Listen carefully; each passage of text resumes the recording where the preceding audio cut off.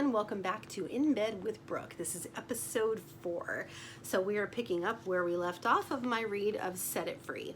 So as you can see, I'm really only on page 20 right now, and we're into the 4th episode because I'm reading 5 to 10 minutes at a time depending on how far along I am in the chapter, and this is a pretty big book. So these are going to be a lot of episodes, so you'll have a lot of time to tune in and just sit back and relax and enjoy. So let's keep going. Hayes narrowed his eyes, trying to bring Matt into focus. Matt's comments took a moment longer than normal to register. He raised his brows, nodding his head slowly, impressed Matt was going to score with the girl Slater clearly had his eyes on. It should be interesting, he mumbled. The phone rang just then, jolting Alex back to reality. She turned away and went to answer it. Closing her eyes in mild frustration at the sound of the voice on the other end of the line, she said, "Hello?" "Oh, hello, Mother. I'm sorry, I forgot to call."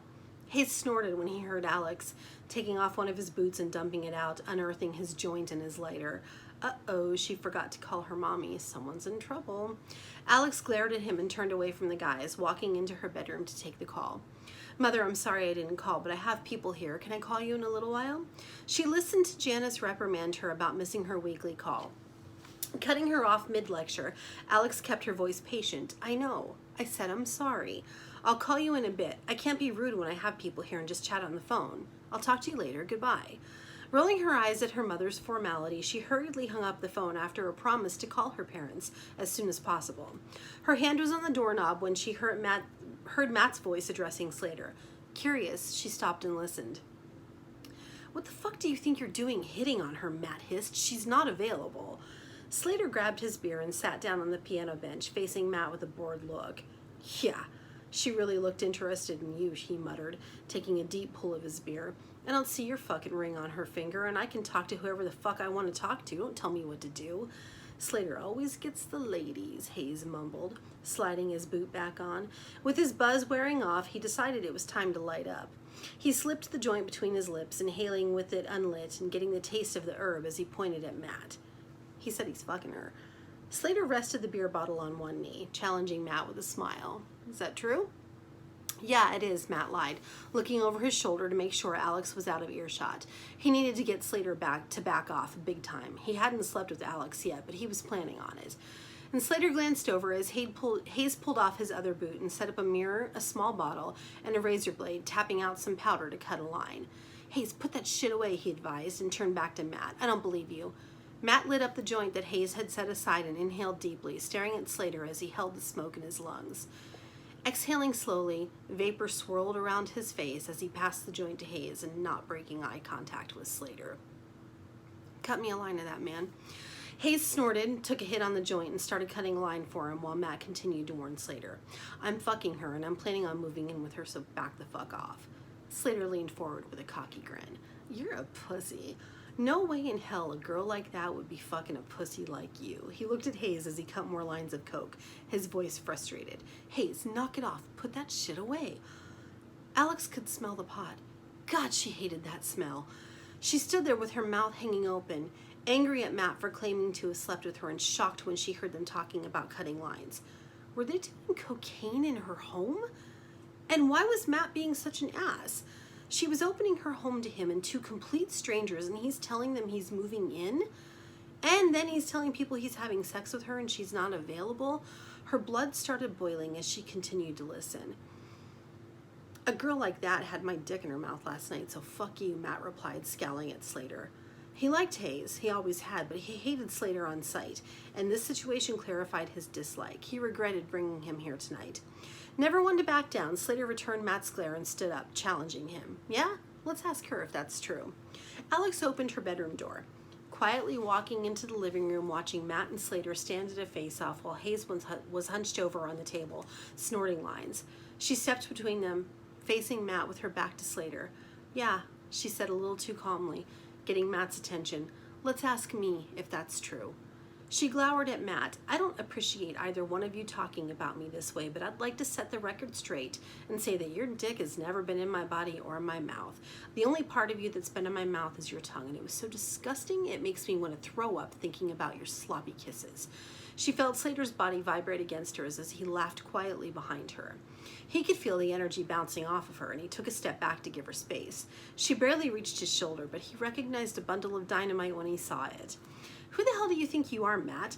I told you that you and some of your friends could crash here tonight, and you've been nothing but an ass since you walked in. Acting like you have the right to be here and do what you want, saying horrible things about me, things that aren't even true. Alex, Matt interrupted her, trying to save face. Oh, shut up, Matt. You're such an asshole. Furious, she turned to Hayes and spoke through clenched teeth. Put that shit away. With the pot and the coke kicking in, Hayes didn't have a care in the world. Chill the fuck out, sweetheart, he drawled, gesturing toward the pile of coke cut into the lines on the mirror laying on the coffee table. Have a line. Don't tell me to chill out. Get the shit out of my house now. Alex saw red. She grabbed the joint out of Matt's hand and shot it into his beer bottle. Hey, you just wasted half a joint, he yelled defensively. I don't care. You don't just come into my home and make yourself this comfortable here and light up one of these. She wiggled the beer bottle with the soaked joint in his face. Without asking me if it's okay. It's not okay. She turned to Hayes. It's not fucking okay. She put her hand under the edge of the mirror and sent it flying, and coke rained down on Hayes. Hayes stood up, swaying with the head rush. You fucking bitch. Slater stepped in front of Alex, blocking her from Hayes, surprised when she shoved him aside and stepped back in front of him. Get the fuck out of my house, all of you. Alex, Matt said slowly, trying to calm her down. I mean it. Get out now, all of you. If you don't leave right now, I'm calling the cops. She stood in the center of the room, looking at each one of them. Hayes, enraged and stoned, barely able to stand. Matt, embarrassed and angry about the joint being wasted. And Slater, clenching his jaw, wanting to beat the shit out of Hayes and Matt, but admiring the hell out of Alex's courage. All he wanted was a roof over his head tonight and a decent sleep. Now, thanks to these two assholes, he wasn't going to get either. Her chest heaved with anger and frustration when the three of them stood before her, not making any moves to leave as she requested.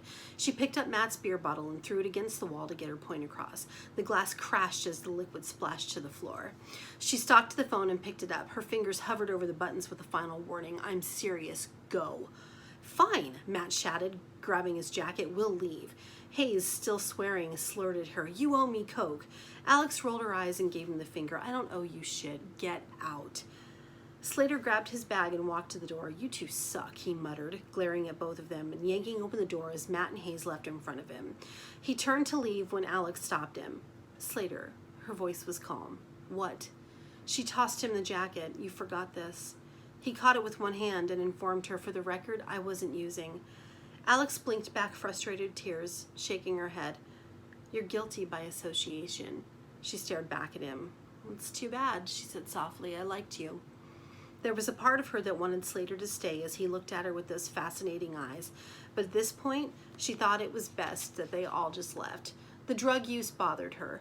He might not have been using, but he was part of the group. Slater continued to watch Alex, hoping that she might change her mind. He had no intention of breaking eye contact with her, and he wanted to remember how she looked just in case this was the last time he ever saw her. His time with her might have been short tonight, but he knew he would remember her forever. Willing herself to stay firm, Alex reluctantly broke the eye contact with him and looked down. You have to go, she said quietly. Slater gave a curt nod and turned away from her. Closing and locking the door behind them, she pressed her back against it, sliding to the floor and trying to calm down. God, she hated it when she lost her temper like that.